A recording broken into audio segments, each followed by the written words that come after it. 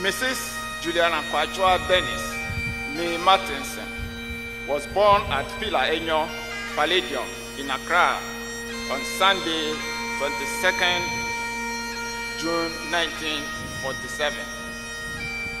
To Mr. Francis Asius Edu Martinson of Adonfo de Clan, Latek, and Mrs. Joanna Elizabeth Ami Martinson Nee Abedu of Anmabo and Accra, both of blessed memory. She was the third of 6 children.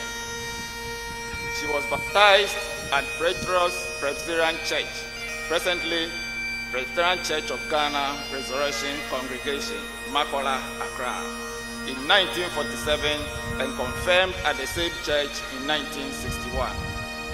She continued to keep her membership at Resurrection Congregation until she moved to South Odoko, where she joined the Presbyterian Church of Ghana Trinity Congregation, Dansoman Estates.